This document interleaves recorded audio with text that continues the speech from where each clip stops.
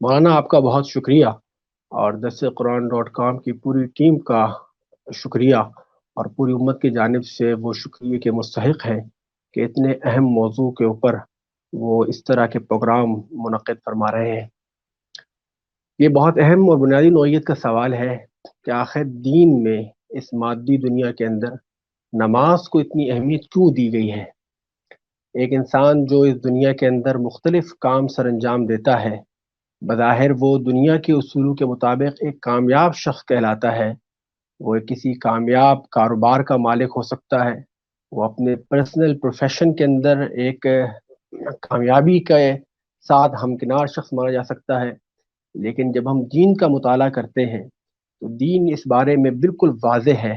کہ اگر کسی شخص کی زندگی میں نماز بنیادی اور اساسی اہمیت نہیں رکھتی،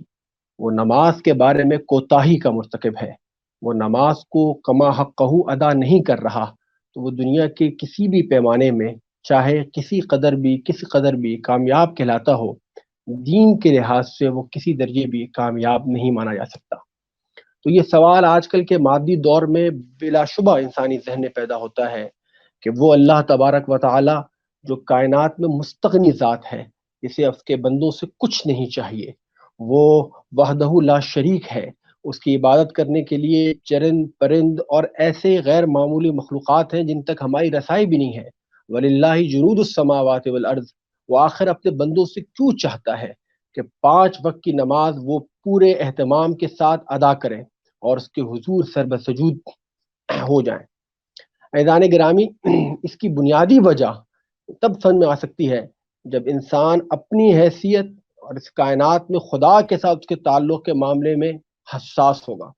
اگر وہ یہ جان سکے گا کہ اس کائنات میں اصل میں اس کی حیثیت کیا ہے، اور اس کے خالق، اس کے مالک، اس کا مرتبہ کیا ہے، وہ ذوالجلال والاکرام رب الارباب حیثیت کی بے پناہ طاقتیں کیا ہے، تبھی وہ اپنے تمام کام جنہیں اپنے نظام خیش وہ نہایت ضروری سمجھتا ہے، انہیں چھوڑ کر، انہیں ترک کر کر اپنے رب کے حضور سجدہ ریز ہونے کو اہمیت دے گا۔ عزیزان گرامی، سامعین محترم، حقیقت یہ ہے کہ یہ انسان اپنی جن صلاحیتوں پر نازاں ہوتا ہے، جن چیزوں پر وہ فخریہ بیان کرتا ہے کہ وہ ان طاقتوں کا حامل ہے، اصل میں یہ کچھ بھی نہیں ہے۔ وہ اس کائنات کے اندر جو لامحدود کائنات ہے، ایک معمولی ذرے کی حیثیت بھی نہیں رکھتا۔ وہ ہمہ دم اس بات کا محتاج ہے کہ کائنات کی طاقتیں اور خدا کی بنائی ہوئی یہ پوری کائنات اس کو اس بات کا سہارا دے سکے کہ وہ اپنے معمولی کام بھی سر انجام دے سکے۔ جب ایک انسان اس حیثیت میں کھڑا ہوتا ہے کہ اس کائنات میں اس کی حیثیت کچھ بھی نہیں ہے، وہ ایک معمولی ذرہ بے نشاں ہے، اس کی جتنی صلاحیتیں ہیں وہ کسی اور کی وضعیت کردہ ہیں، تو پھر اس کے اندر عاجزی پیدا ہوتی ہے۔ وہ اپنے لیے مسجود تلاش کرتا ہے، اس کا دل اس خالق کے ساتھ جس نے اس کو یہ سب کچھ چیزیں عطا کر دی ہیں، اس کے دل میں تڑپ پیدا ہوتی ہے کہ اس کے حضور سجدہ ریز ہو جائے۔ یہ ایک سجدہ جسے تو گراں سمجھتا ہے، 1000 سجدوں سے آدمی کو دیتا ہے نجات۔ پھر انسان اس کیفیت کے ساتھ اپنے مالک کی طرف بڑھتا ہے تو اسے معلوم ہوتا ہے کہ یہ نماز اس پوری شعوری کیفیت کا اظہار ہے۔ جب ایک انسان تمام چیزوں سے منہ موڑ کر خالق کی طرف متوجہ ہوتا ہے تو اصل میں وہ اس بات کا اعلان کر رہا ہوتا ہے کہ اس کائنات کے اندر اس کی حیثیت کچھ نہیں ہے، اس کی طاقتیں کچھ نہیں ہے، یہ کائنات کسی کے بنائے بنی ہے اور کسی کے چلائے چل رہی ہے۔ جب تک وہ اپنی طاقتیں ہماری طرف متوجہ نہ کرے، اپنا بے پناہ فضل اور کرم متوجہ نہ کرے، تو وہ انسان ایک لمحے کے لیے بھی اس کائنات کے اندر جی نہیں سکتا۔ سب سے پہلے یہ شعور جب انسان کے اندر پیدا ہوتا ہے تو اسے نماز کی قدر و قیمت معلوم ہوتی ہے، وہ نماز کی حساسیت سے اس کا دل معمور ہو جاتا ہے۔ پھر دین میں اس کی اہمیت کیوں دی ہے کہ دین انسان کو جس طریقے سے جس کی تربیت کرنا چاہتا ہے، جو شاکلہ اس کو بنانا چاہتا ہے، جس طرح کی مینٹلٹی، جس طرح کی سوچ اس کے اندر دینا چاہتا ہے، جس شعور کی آبیاری اس کے قلوب میں کرنا چاہتا ہے، نماز اس کا مظہر بن جاتی ہے۔ نماز ان تمام چیزوں کا احاطہ کر لیتی ہے جو شریعت میں مطلوب ہو جاتی ہیں۔ قرآن کریم میں اس کو بیان کیا ہے، ان صلاتی و نسکی و محیای و مماتی للہ رب العالمین لا شریک لہ وبذلک امرت وانا اول المسلمین۔ انسان کے دل میں یہ احساس ہوتا ہے کہ یہ حیات تو اللہ تبارک و تعالیٰ کی دی بھی ہے، خدا کا مطلوب ہے کہ انسان ہر لمحے اس کی بغاوت سے بچتے ہوئے اس کی عبودیت کا کامل مظہر بن جائے. اس کی ذاتی زندگی، اس کی اجتماعی زندگی، اس کی خانگی معاملات، اس کے پروفیشنل معاملات، تمام چیزوں میں یہ احساس ہو کہ یہ بندہ خدا ہے، یہ اپنے مالک کا احساس رکھتا ہے، اپنے مالک کے ساتھ اپنے تعلق کو سب سے زیادہ اور نمایاں حیثیت دیتا ہے. جب یہ چیز کا کوئی چیز مظہر بنتی ہے تو نماز ہے. اس آیت میں فرمایا گیا کہ ان صلاتی، میری نماز، میری قربانی، اور یعنی میری زندگی و موت اللہ کے حضور ہے.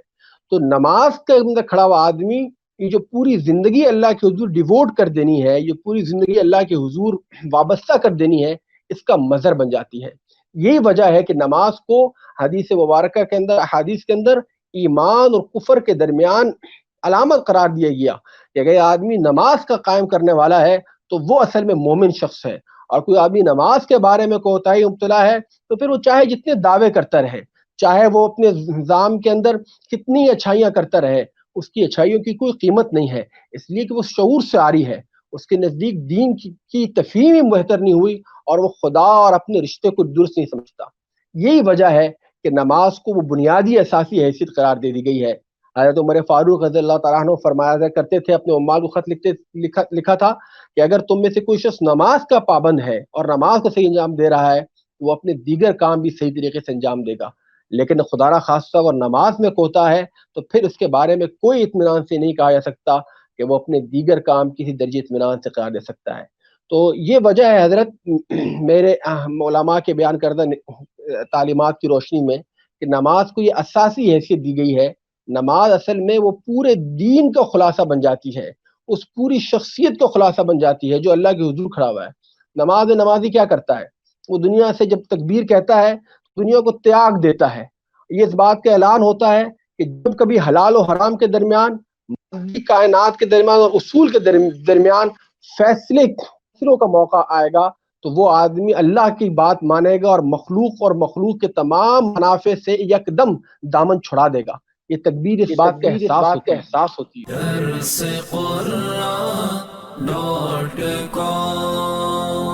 www.darsequran.com